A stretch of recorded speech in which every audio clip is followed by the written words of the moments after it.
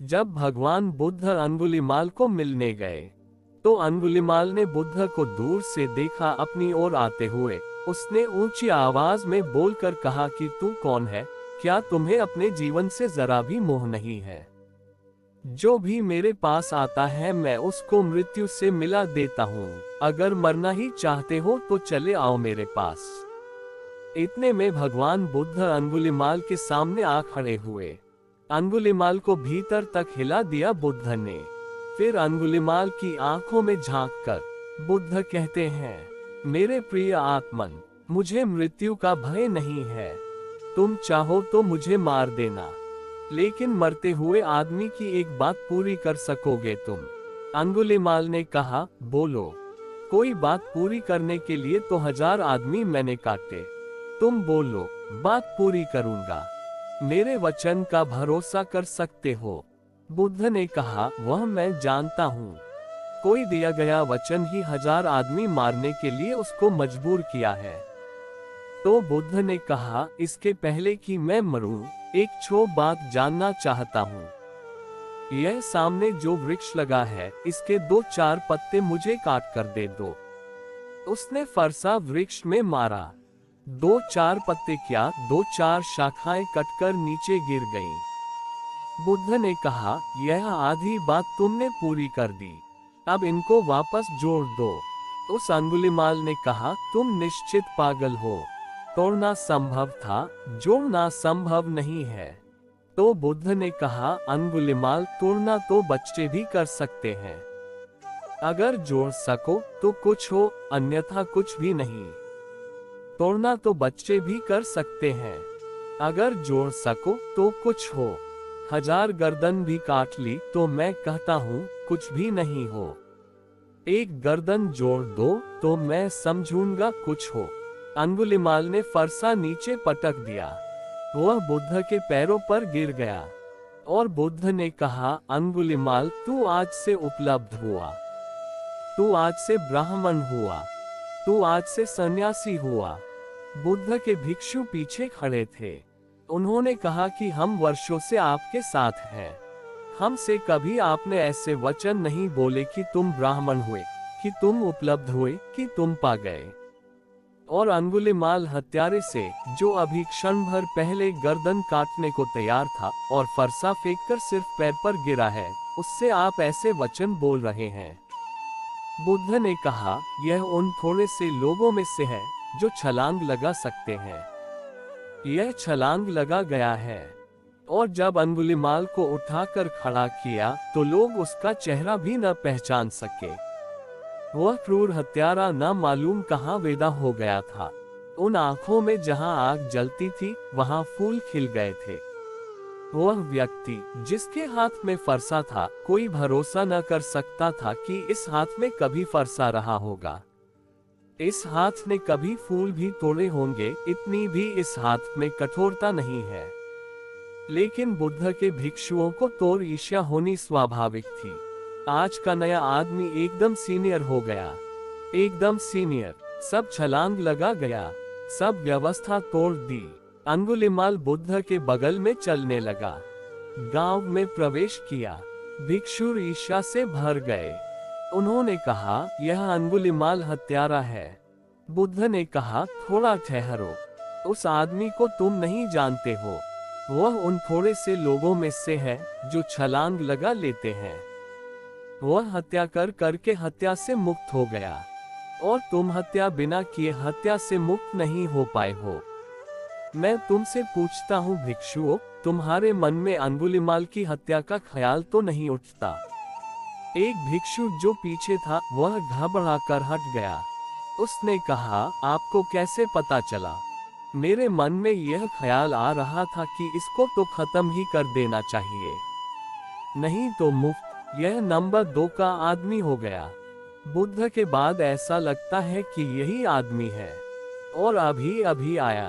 तो बुद्ध ने कहा कि मैं तुमसे कहता हूँ, तुम हत्या छोड़ कर भी नहीं छोड़ पाए। यह हत्या करके भी मुक्त हो गया। इसके लिए मन को वश में करने की कोई प्रक्रिया नहीं है। और जब गांव में गए तो बुद्ध ने कहा, अब तुम्हें अभी जल्दी ही प्रमाण मिल जाएगा।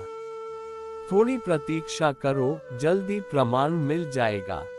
गांव में जब सब भिक्षु गए तो बुद्ध ने कहा, अंगुलिमाल भिक्षा मांगने जा। सम्राट भी डरते थे। अंगुलिमाल का नाम कोई ले दे तो उनको भी कंपन हो जाता था। सारे गांव में खबर फैल गई कि अंगुलिमाल भिक्षु हो गया।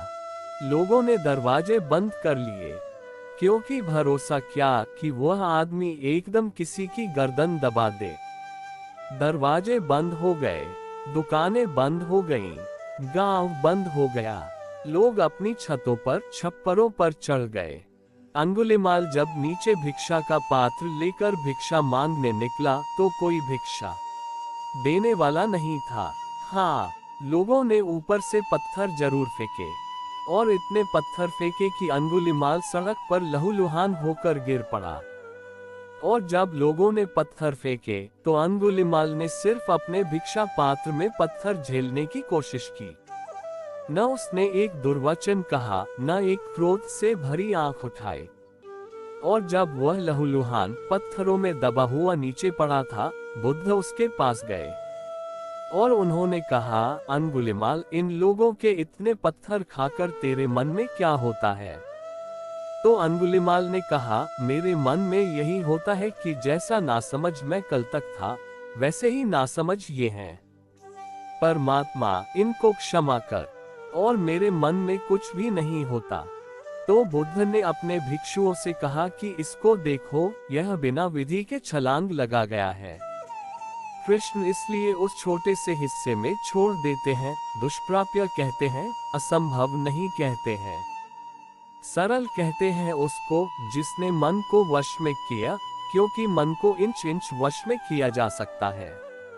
अगर 1000 घोड़े हैं आपके मन के रथ में, तो आप एक एक घोड़े को धीरे धीरे लगाम पहना सकते हैं। एक एक घोड़े को धीरे धीरे ट्रेन कर सकते हैं, प्रशिक्षित कर सकते हैं।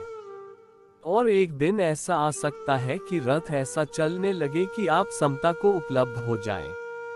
विपरीत के बीच समता को उपलब्ध होना कठिन है, सानुकूल के बीच समता को उपलब्ध होना आसान है। अनुकूल के बीच समता को उपलब्ध होना आसान है, प्रतिकूल के बीच समता को उपलब्ध होना अति कठिन है। इसलिए कृष्ण कहते हैं, मन को वश में करके अनुकूल स्थिति बनाकर शांत हो जाना सरल है। अगर चारों तरफ हरियाली भरे वृक्ष हो, पक्षियों के मधुर गीत हो, सुबह की ताजी हवा हो, सूरज का उठता हुआ, जागता हुआ नया रूप हो, तो उसके बीच बैठकर ध्यान करना आसान है। बाजार हो, चारों तरफ उपद्रव चल रहा हो, आग लगी हो, उसके बीच बैठकर प्रतिकूल के बीच ध्यान में उतरना कठिन है, लेकिन असंभव नहीं है। ऐसे लोग हैं जो मकान में आग लगी हो और ध्यान में उतर सकते हैं। ऐसे लोग हैं जो बीच बाजार में बैठकर ध्यान में उतर सकते हैं। कृष्ण उन लोगों में से ही है। नहीं तो कृष्ण युद्ध के मैदान पर जाने को राजी न होते। राजी हो जाते हैं क्योंकि कोई अड़चन नहीं है, वहां भी चित वैसा ही रहेगा। युद्ध होगा, लाशें पट जाएंगी, खून की धाराएं बहेंगी, चित वैसा ही रहेगा। इसीलिए तो वे अर्जुन को कह पाते हैं कि अर्जुन, तू बेफिक्री से काट, कोई कटता ही नहीं। बस तू एक ख्याल छोड़ दे कि तू काटने वाला है, बस कटने वाला कोई भी नहीं है यहाँ। तेरी भ्रांति भर तू छोड़ दे कि मैं किसी को मार डालूंगा, कि कोई मेरे द्वारा मार डाला जाएगा, कि मेरे द्वारा किसी को दुख पहुंच जाएगा। कृष्ण कहते हैं, दुख सदा अपने ही द्वारा पहुंचता है, किसी और के द्वारा नहीं। तू भर यह ख्याल छोड़ दे कि तेरे द्वारा, अन्यथा तेरा यह ख्याल तुझे दुख पहुंचा जाएगा और कुछ नहीं होगा। सब अपने ही कारण से मरते हैं, निमित्त कुछ भी बन जाए। तू निमित्त से ज्यादा नहीं होगा, करता नहीं होगा। इसलिए तू मारने काटने की फिक्र छोड़ दे। और फिर कौन कब कटता है? शरीर ही कटता है। वह जो भीतर है अनकटा रह जाता है। उसे तो शस्त्र भी नहीं छेद पाते, उसे तो कोई काट नहीं पाता। आग जला नहीं पाती, पानी डुबा नहीं पाता। यह जो कृष्ण ऐसा कह सकते हैं, ऐसा जानते हैं, इसलिए युद्ध के मैदान पर खड़े हो सके हैं। ये वे थोड़े से जो लोग हैं करोड़ों में, उनमें से एक आदमी युद्ध के मैदान पर खड़ा हो सकता है। नहीं तो अहिंसावादी भागेगा युद्ध के मैदान से। सिर्फ वही अहिंसावादी युद्ध के मैदान पर भी खड़ा होकर अहिंसक हो सकता है, जिसने मन को वश में करने की विधि से पार नहीं पाया, मन को स्वच्छंद छोड़कर पाया है।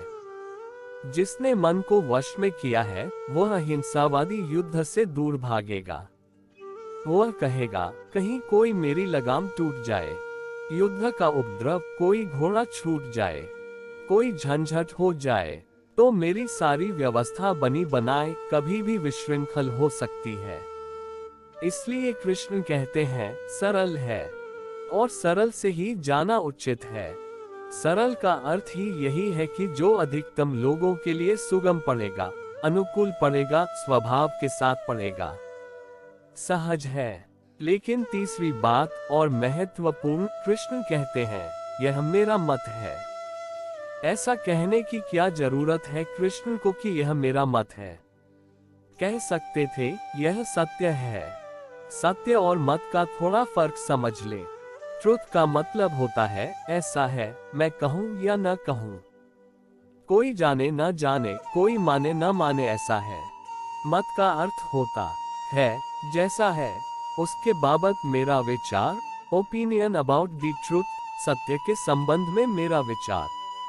सत्य नहीं, मेरा विचार। विचार में भूल चूक हो सकती है, विचार में कमी भी हो सकती है, विचार में अभिव्यक्ति दोष भी हो सकता है, विचार में भाषा के कारण जो कहा गया वह अन्यथा भी समझा जा सकता है। शब्द बोलते ही आपके हाथ में चला जाता है। मैंने शब्द बोला तो आपके हाथ में चला जाता है। व्याख्या आप करेंगे। इसलिए कृष्ण बहुत ही ठीक बात कह रहे हैं। वे कहते हैं, यह मेरा मत है अर्जुन। मत का अर्थ है कि जैसे ही सत्य को शब्द दिया गया, वह मत हो जाता है, सत्य नहीं रह जाता। सत्य जब निःशब्द होता है, तभी सत्य होता है। इसलिए जो लोग शब्दों में सत्य का आग्रह करते हैं, उनको सत्य का कोई भी पता नहीं है। शब्दों में जो सत्य का आग्रह करता है, उसे सत्य का कोई भी पता नहीं है। शब्दों में ज्यादा से ज्यादा बस मत की बात कही जा सकती है कि मेरा ओपिनियन है अर्जुन। फर्क है बहुत। अगर कहें कि सत्य है यह, तो मानने का आग्रह वजनी हो जाता है। मत है यह, तो मानो ना मानो, स्वतंत्रता कायम रहती है। सत्य को तो मानना ही पड़ेगा। मत को अस्वीकार भी किया जा सकता है। फिर और भी कारण है। जैसे ही सत्य को हम प्रकट करते हैं, वह मत हो जाता है। इसलिए सभी शास्त्र मत है, ओपिनियन का संग्रह है। कोई शास्त्र सत्य का संग्रह नहीं है, न हो सकता है। काश दुनिया के सभी धर्म यह समझ पाए कि उनका जो शास्त्र है वो एक मत है, सत्य नहीं है, तो झगड़ा न हो। क्योंकि सत्य के संबंध में 1000 मत हो सकते हैं, 1000 सत्य नहीं हो सकते। लेकिन चूंकि प्रत्येक शास्त्र दावा करता है सत्य का, इसलिए 2 सत्यों में 2 सत्य कैसे माने, कलह खड़ी हो जाती है। मत है। अर्जुन को कहा गया, कृष्ण का यह वक्तव्य बड़ा कीमती है, यह मेरा मत है। कृष्ण जैसा आदमी कहे कि यह मेरा मत है, अद्भुत है। क्योंकि कृष्ण जैसा आदमी सहज ही कह पाता है, यह सत्य है।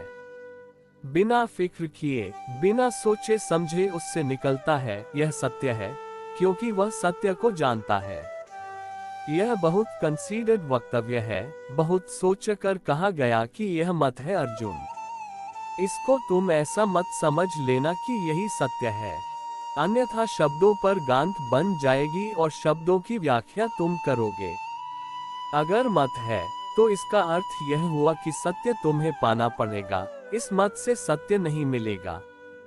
मत से सिर्फ सूचना मिलती है कि मुझे सत्य मिला।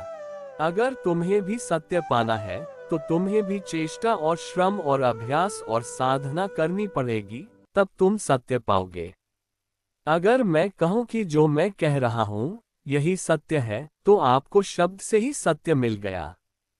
अब साधना की और क्या जरूरत रह गई है? साधना की सुविधा बनी रहे। अर्जुन को पता रहे कि सत्य अभी पाना है। जो मिला है वो मत है। भगवान भी बोले तो जो मिलेगा वो मत होगा, सत्य नहीं होगा। साधना के लिए उपाय शेष रहेगा ही। फिर साथ में यह भी जरूरी है समझ लेना कि मत को विचारा जा सकता है। इसलिए जब तक जो आदमी विचार में पड़ा है उससे मत की ही बात की जा सकती है, सत्य की बात नहीं की जा सकती है, क्योंकि वह इस पर सोचेगा। अर्जुन जो सुनेगा उस पर सोचेगा भी, उसका अर्थ भी निकालेगा, व्याख्या भी करेगा। और अर्थ और व्याख्याएं हमारी होती हैं। जब अर्जुन अर्थ निकालेगा तो वह कृष्ण का नहीं होगा, वह अर्जुन का होगा। हाँ, अगर अर्जुन इस हालत में आ जाए कि सोचना छोड़ दे, व्याख्या करना छोड़ दे, अर्थ निकालना छोड़ दे, सिर्फ सुन सके, इतना शून्य और खाली हो जाए कि अपने मन को विदा कर दे, तो फिर मत सत्य की तरह प्रवेश कर सकता है। लेकिन ऐसा अति कठिन है। ऐसा अति कठिन है।